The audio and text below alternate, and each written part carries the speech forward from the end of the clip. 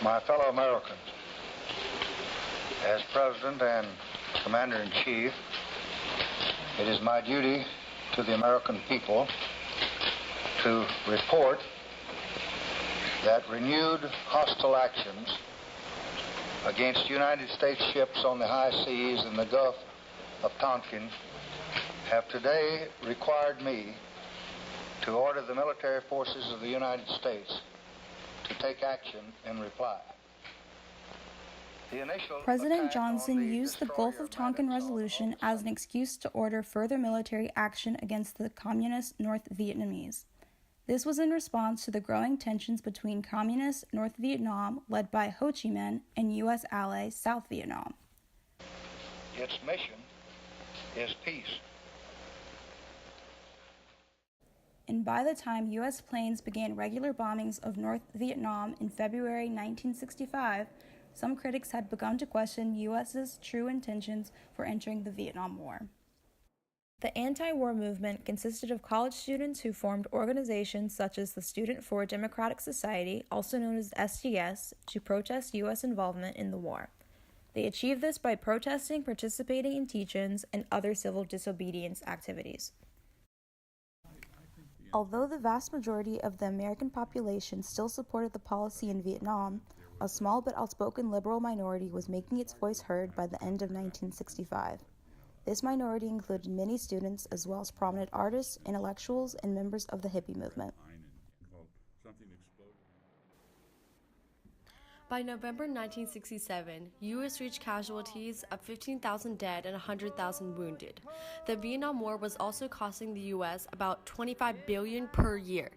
Despite the enormous amount of casualties being reported in Vietnam every day, U.S. commanders continued to demand for more troops. Under the draft system, as many as 40,000 young men were called into service each month, adding fuel to the fire of the anti-war movement.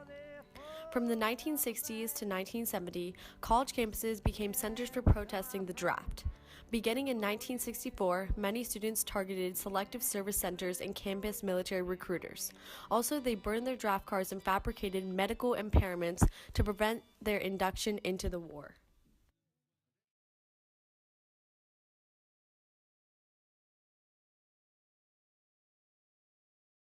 The Vietnam War, also known as the Television War, played a huge part in shaping public opinion and contributing to the anti-war sentiment. Many Americans at this time were informed about the war through the TV news stories that aired the events and scene of the battlefield.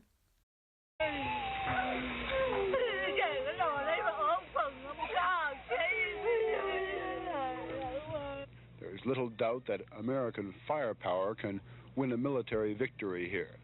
But to a Vietnamese peasant whose home means a lifetime of back-breaking labor, it will take more than presidential promises to convince him that we are on his side.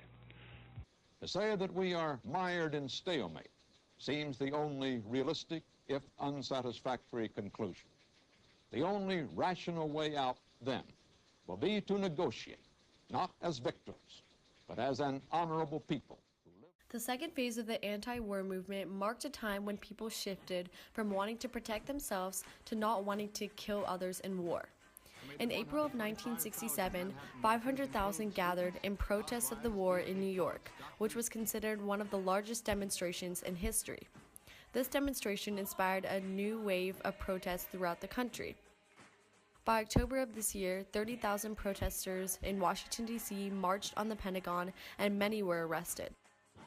Also, civil rights leader Martin Luther King's support for the anti-war movement boosted African American involvement and increased momentum for the movement.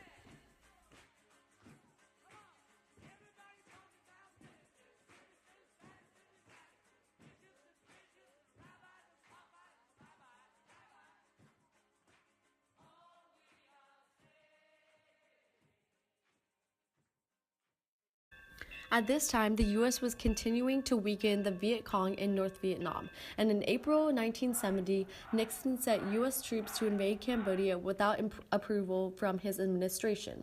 This sparked an uproar from the American people and led to the Kent State shootings on the home front, in which 4 Kent State University student protesters were killed on May 4, 1970. After Nixon ignored the repeal of the Gulf of Tonkin Resolution in June of 1970, multiple newspaper outlets, including the New York Times, published excerpts exposing government dishonesty and U.S. motives for continuing the war. These documents, also known as the Pentagon Papers, were leaked by Daniel Ellsberg, a former defense official.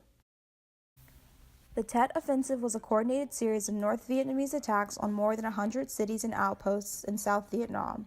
The news coverage on the massive offensive shocked the American public and eroded support for the war effort. In the election of 1968, Johnson decided not to run for re-election, and Nixon took the presidency. By March 1975, under Gerald Ford's administration, North Vietnamese forces launched a full-scale offensive against South Vietnam. The Saigon regime, never supported by more than a small minority of its own people, finally collapsed on April 30th, 1975. This marked the beginning of reunification of Vietnam under a communist government and the end of U.S. involvement in the war.